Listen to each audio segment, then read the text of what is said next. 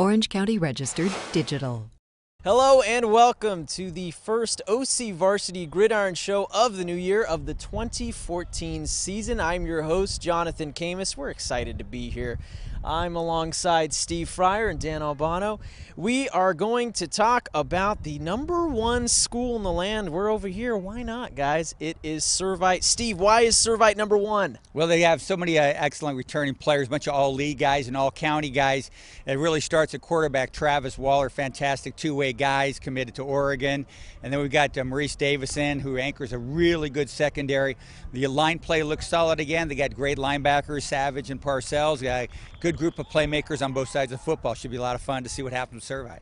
And for more with the #1 team in the land, we caught up with the Friars earlier today. For us right now, we're still that 6-6 team who's got to go out each week and prove something. Our expectations of one another, of ourselves, that's what drives us, and we expect to end #1, not start #1. We have fantastic players on both sides of the ball. We go against each other every day, so everybody gets better one-on-one. We have a lot of athletes everywhere. I mean, everybody's buying right now. Crazy depth chart. I mean, if one guy goes down, another guy's going to step up. But overall, I think we're very balanced, and we're going to do big things this year. Well, let's stick with the Trinity League, guys. One of the best leagues in America, really. Is Servite actually favored to win this thing, too? No, because they are in the same league with St. John Bosco, which is, a national champion last year. Bosco may not be as good as last year, but they were #1 of the whole gosh darn nation, so they're pretty deep and pretty solid football team over there. But this whole Trinity League from top to bottom, every team in this league might be better than they were last year, maybe not Bosco. Can you imagine that? As good as this league was last year, every team, all 6 teams were in the state top 25, top 50 rather, so it's really a solid league again. That's a scary thought. Dan, if the Trinity League isn't the best, we all know it is the best league in Orange County, what's second best? That's a good question. I think this year I'd probably give the edge to the Sunset League over the South Coast League. I think Sunset League has a really they're 5 deep. Well, we'd start with the defending champions, Edison. Then Los Alamitos, who I think has a chance to, they're my pick to win the league. And then you have Huntington Beach, defending CIF champion. Newport Harbor, they were in the Southwest Championship last season. And then you have Fountain Valley.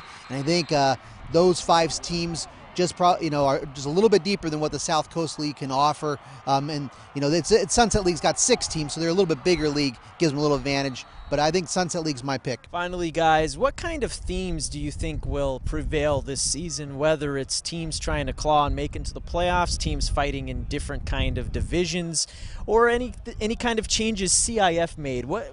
What to expect in this 2014 season? Well, there is one of the most interesting things is the participation limitation rule. So many hours you can go per week, and also the limits on contact. So many hours of full contact you can go to per week. Everybody, has to deal with these rules, so nobody's got really an advantage. But it's going to be interesting to see how this weighs in on the injury factor, Dan. As you know, the whole idea here is to limit the concussions, to put something of a lid on concussions, but I don't know because the kids aren't getting enough contact, enough work, and if there's going to be other kinds of injuries come through, if you don't have proper tackling technique, are we going to see clavicle and shoulder injuries? I don't know. It'll be interesting to see. Yeah, the concussion is a big deal, but I'd hate to see any kind of other injury come up and grow in volume because these kids didn't get enough practice time in.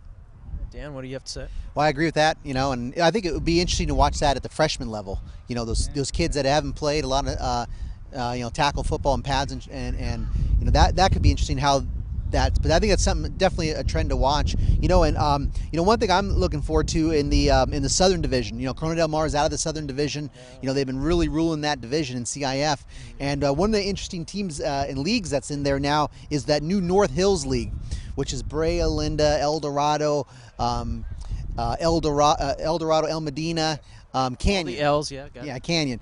These guys, I think you got to really watch and pay attention to this league. You're going to see them highly ranked in this division, and give maybe Garden Grove and some other teams a challenge. But watch out for the North Hills League. They're from the old Century League. Doesn't exist anymore. Watch for these teams and see who comes out of that league, and see they're going to be CIF contenders. Alrighty, our thanks to Steve Fryer and Dan Albano. I'm your host, Jonathan Camus. That wraps it up for week 0 of the OC Varsity Gridiron Show. And make sure to check out ocvarsity.com, where we've got you covered. Orange County Register. We are here in the service of Orange County.